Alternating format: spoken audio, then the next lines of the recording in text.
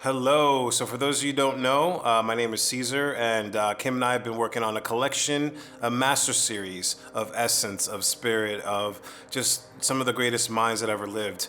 We've been brainstorming and creating content and just trying to figure out the right material to release to everyone.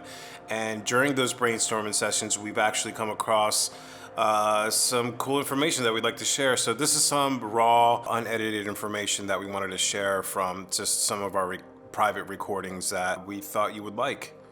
And later on, we're going to just be able to share some more highly produced content for you guys. But today, we're going to be speaking to Nostradamus, who was a French astrologer, a physician, and whose prophecies pretty much earned him his fame and loyal following in his lifetime. And a few people have been asking to channel about COVID and the pandemic and what's going on, and this is the recording from that session. What does he feel about the COVID situation? He's saying yes, like a big pandemic, that he saw this like a big, but it's very structured. It's very like there is intent behind it. He's saying it is very structured. So I think what he means by structured is like waves of intent behind it. So if you could pull a couple bits of information, what would they be? Okay. He is showing awareness of like a massive pandemic, like illness. But it isn't the illness itself that kills. It's this is such a weird vision. It's like this is the vision that he's showing, and I'm just going to try to symbolize and interpret. I'm seeing literally from like the waist down, all these legs and feet, and people are walking barefoot, and their fear is that they're walking on a dirty street, right? That barefoot, they're like, oh, it's dirty, it's dirty, it's dirty, we're barefoot. We're making contact with, germs, virus. It isn't the contact that kills them. It's their own self-destruction and fear. So that's what's happening. That's what this is, he says. That's what it was made for. That is the vibration of what it is. So you have to remove like a personal intent, a personal motive, and a personality behind where this came from, because it is energy manifesting as itself in this way. So it's the inner conflict that it creates from fear that makes illness, that makes it spread.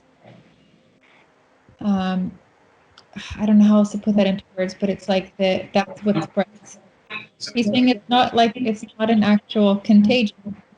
The only thing that makes anything a contagion is the invite through fear. Is there a reason, for their intent?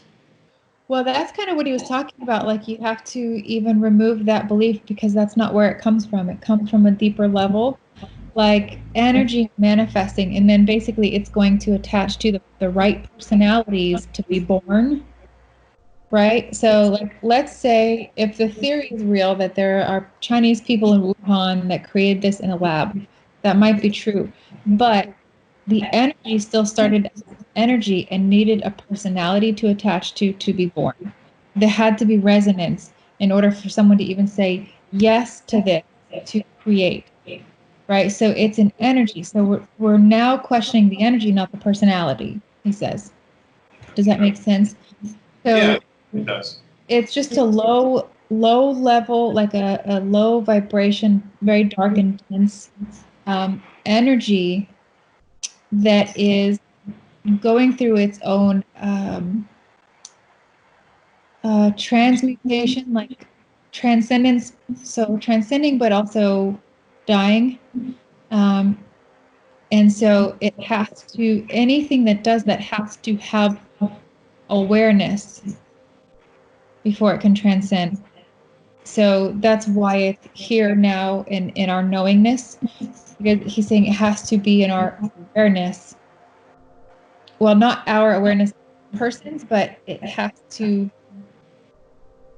have awareness in order to transcend any kind of awareness. My feeling on that too is like, all right, maybe there's no agenda, so to speak, but people are taking advantage of what's going on in order to something. And I'm not sure Oh yeah. the Same reason thing why. that Black Lives Matter. Yeah, same thing. Energetically. Yep. Because and it's a level of resonance, he's saying. But he's saying like that this will, this is interesting, highlight the mad, like the insane. This will highlight those that are mad. And I guess by mad he just means like not conscious or unawake. Like this will, like a pandemic or something like that will highlight the mad. It will. Now this has happened before in time. What are the similarities to that, and how has it gone away? Or like, what was the transition back to normalcy, if you want to call it that? He's saying for madness to transcend itself, it has to exercise itself first. That's what you're seeing right now. It's exercising itself. Eventually, that energy, it will exhaust itself. It will have nothing left to feed on, and then it will become something else. That's the theory, he says, of evolution. That's how evolution persists. Like, let's say if it's fear-based and nobody is afraid of it anymore, then it will die. But as long as there's fear feeding it, it will amplify, and then it will branch off. It will spin off in other forms. What can we do collectively to maybe help, or do we just witness it? Is this as much as witnessing it? It's exactly what he's saying, because when you witness it, you keep yourself in a different dimension. You also remain transparent to it, and you don't offer like a food source to it. Because if you take that and you try to empower people, he says, or you take that and you try to disempower people, either way, it's food for it. Any interaction. For us, it's like, this is fear-based, and don't forget. Like, that's it, and walk away. He says, don't concern yourself with the mad, because you will become mad with them. That's a good one too. He's like very intentional about that. So don't concern yourself with the mad. Join our community. You can like and subscribe to this channel to stay in the loop with more content as we share more information. Also, join me online. My website is kimberly-ray.com, and you can find me on social media across the board. Join our community online at kimberly-ray.com. Feel free to submit your questions and join our retreats. We have retreats all around the world every year, throughout the year. Also, if you'd like a one-on-one session, connect with your loved ones. You can join me online as well. Social media across the board, find me on Facebook and Instagram as well. And as always, take good care of yourself and take care of each other. Thanks for watching, guys. See you soon.